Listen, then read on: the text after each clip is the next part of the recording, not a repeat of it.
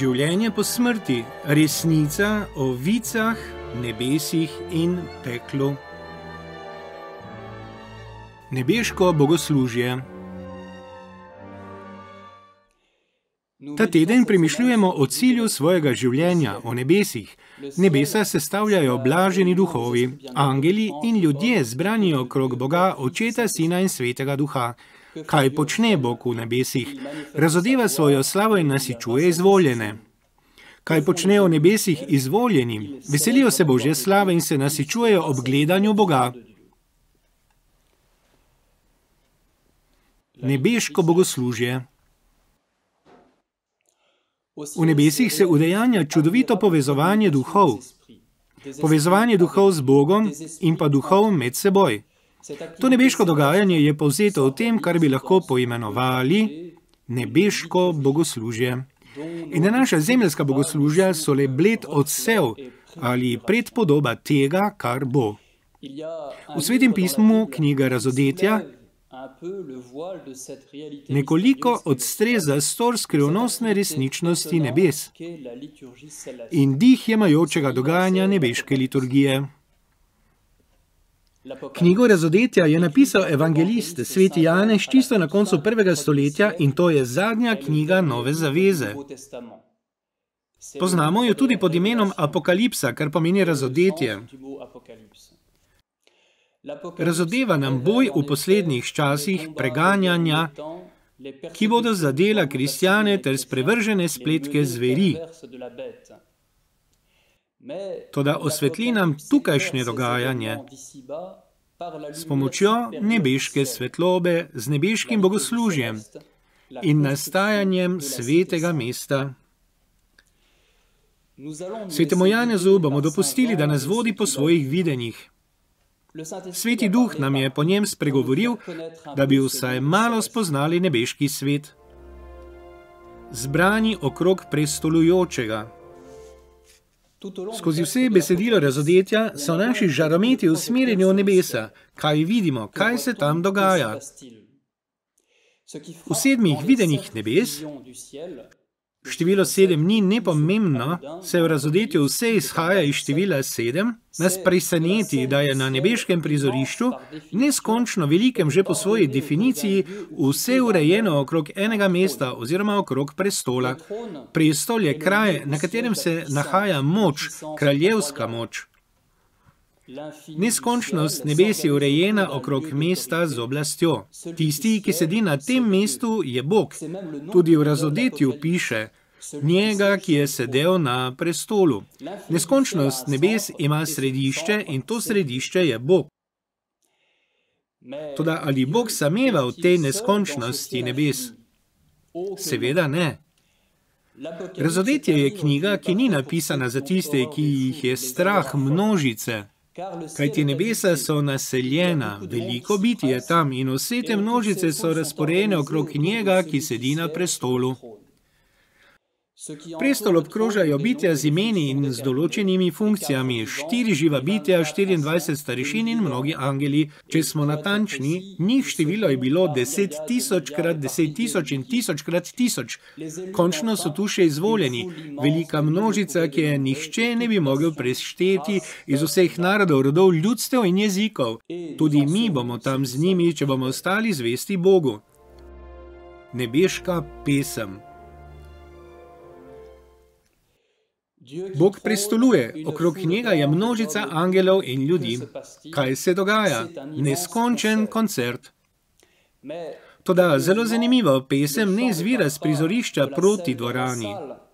To je z prestola proti množici.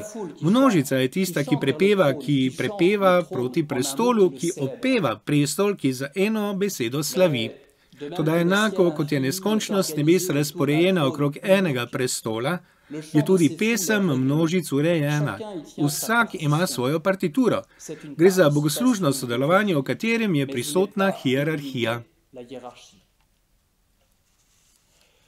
Najprej zapojejo 4 živa bitja, ki ponovijo pesem, ki jo je slišal prerok Izaija, ko je videl Boga v svetišču. Svet, svet, svet, Gospod Bog, vladar vsega, ki je bil, ki je in ki pride. Nebesa so kraj čaščenja Božje svetosti in njegove moči. Gospoduje vsem stvarem, vsem časom, saj je nad časom. Njegov čas je edini trenutek večnosti. Za nikogar ni tveganja, da bi mu bilo dolg čas v nebesih, kajti za Boga obstaja samo en trenutek. Tej pesmi v slavo, čast in zahvalo, ki jo Bogu podarijo 4 živa bitja, odgovori 24 starešin, ki vržejo proti prestolu svoje vence med prepevanjem. Da prejmeš slavo, čast in moč, ker si ustvaril vse reči, po tvoji volji so bivale in bile ustvarjene. V nebesih častijo Boga, zato ker je svet, ker je svetost sama. Častijo in hvalijo ga za njegovo stvariteljsko delo, kajti on je vse ustvaril iz nič. Vse stvarstvo, vsa ustvarjena bitja, mi sami smo sad dobrohotnega Božjega načrta, v katerem smo bili poklicani v bivanje. Nebesa so kraj, v katerem duhovna ustvarjena bitja izražamo zahvalo za dar bivanja in življenja. Jagnjetova zmaga. Ali v nebesih slavijo samo nastanek stvarstva? Ne. Tako imenovana ekoteološka tendenca bi rada skrčila krščansko razodetje zgolj na temo daru življenja in na ustrezen odgovor, ki kaže odgovornost do skupnega doma, s pridobivanjem zelenih značk za župnije in škofije. Vse to je prijazno, a krščanstvo je še mnogo več. Da, krščanstvo temelji na verski resnici, da je bilo vse ustvarjeno ex nihilo, iz nič. Toda govori nam predvsem o Kristusovem preustvarjenju človeštva, ki je bilo ranjeno z grehom. Kaj slavijo v nebesih? Slavijo zmago. Preštevilne množice angelov na glasu sklikajo: vredno je jagnje, ki je bilo zaklano, da prejme oblast in bogatstvo, modrost in moč, čas, slavo in hvalo. Zaklano jagnje je Kristus, ki je podaril svoje življenje za odrešenje mnogih. Odgovor je neverjeten.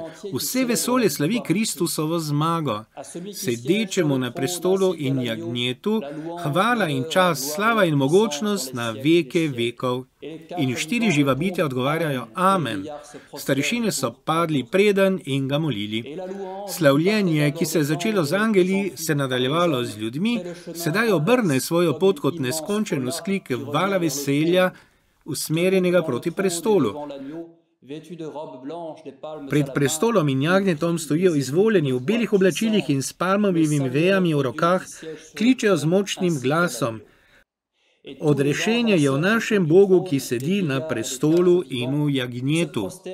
Tedaj so vsi angeli, ki so stali vse naokrog prestola, in starešin ter 4 živih bitij, padli pred prestolom na svoje obliče in molili Boga.